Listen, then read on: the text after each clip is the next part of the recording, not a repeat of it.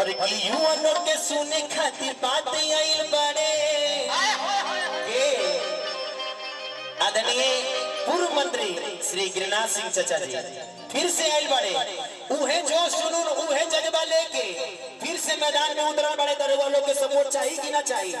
के सपोर्ट करी तलिए से हाथ उठाई तो चाची लोग जितना भी बहन लोग चाची लोग उपस्थित बने तलिए से हाथ उठा के एक पर जयकार लगा दे। ऐसे हाथ उठा ले सब लोग। गिरिनाथ सिंह जिंदाबाद। कि युवा लोग के सुने खातिर बात आइल बड़े और कि माथ के नवाई जोड़ी हाथ आइल बड़े। सब केहू साथ दी और सब केहू सपोर्ट करे काहे कि और कि करी जब विचार बंदी ही सब प्यार और देवे गिरे नाथ रहु अधिकार आइल बड़े। ये भाव है गुरु भैया कि युवा लोग खातिर सुने बात आइल बड़े। युवा लोग के सुने खातिर बात आइल बड़े। बात के नवाई जोड़ी हाथ आइल बड़े। बात के नवाई जोड़ी हाथ आइल बड़े। और करी जा विचार बंदी ही सब प्यार और करी जा विचार बंदी ही सब प्यार देवे गिरिनाथ रहु अधिकार आइल बड़े।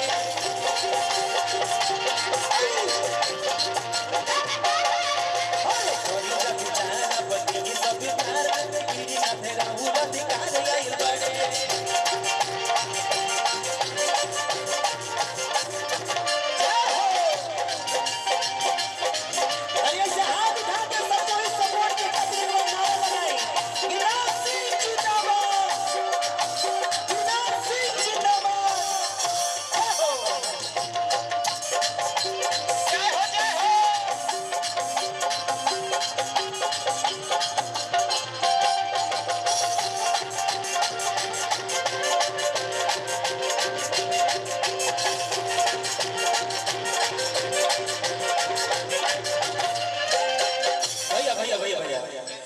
सुन चाची कि हमर काकी अइले बेटा तो अचरा ओढ़ा दी कि हमर भैया हमर चाचा अपन बेटा के नेता बना दी।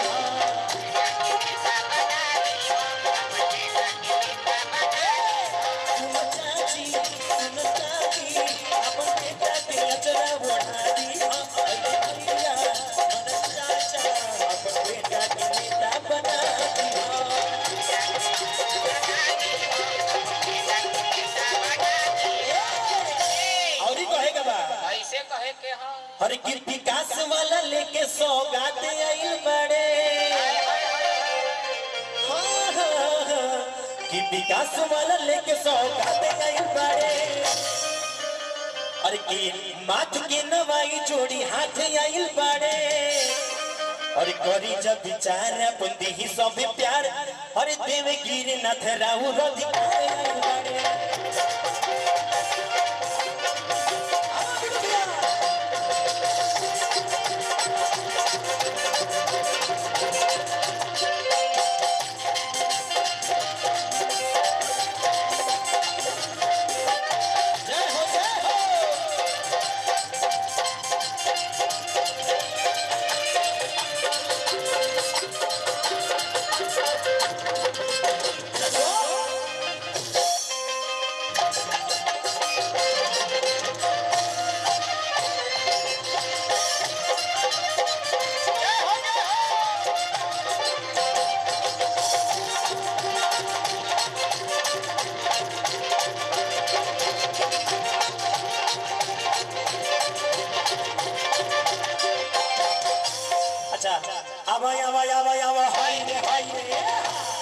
अच्छा अभी तक छाप याद भइल कि ना? केकरा छाप याद हो गइल बताइए से हाथ उठाई तो का छाप हो मालूम है ना? साकी जिंदाबाद। अरे भैया ये बताई कि हम कोनो जंगल साइल भागत शेर थोड़ी बनी कैसे देखो तने। अरे हमार बात सुन के हमार सपोर्ट करब तब ना मालूम रही।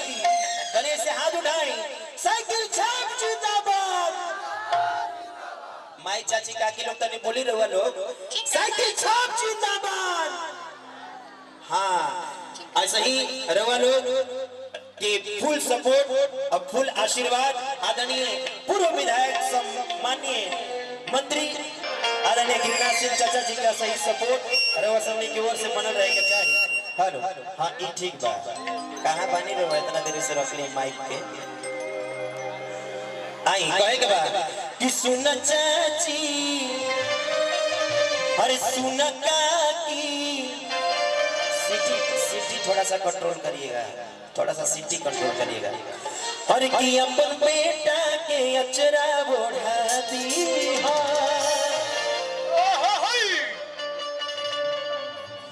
कि हमर भैया कि हमर चाचा कि अपन बेटा के नेता बना दी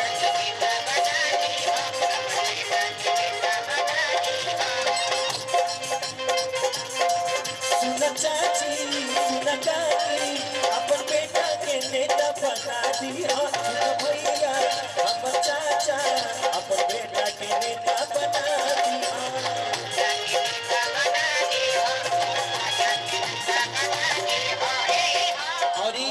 समाजवादी पार्टी साइकिल छाप रवा लोग भुलाई मत जहां देखब साइकिल छाप वहीं मोहर लगावे के बाद वहीं बटन दाबे के बाद एकदम अपने पूर्व विधायक मंत्री साहब के गिरिनाथ सिंह चाचा जी के फिर से सीट पर एकदम अपना बेटा समझ के अपना भाई समझ के अपना सरकार समझ के बैठावे के बाद सही सपोर्ट करेगा बहुत अरे का विकास वाला लेके सौगात आई बड़े विकास वाला लेके सौगात आई बड़े और करी जब विचार बुद्धि ही सब प्यार और देवे गिरी न थराऊ अधिकार आई बड़े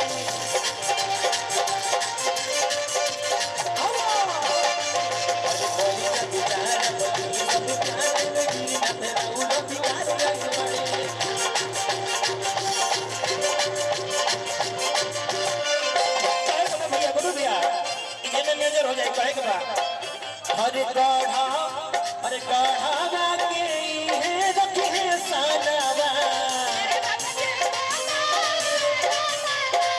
अरे गढ़ा के है रखी है सानावा याद रखी गिरिनाथ सिंह जी नामवा गढ़ा के है रखी है सानावा याद रखी गिरिनाथ सिंह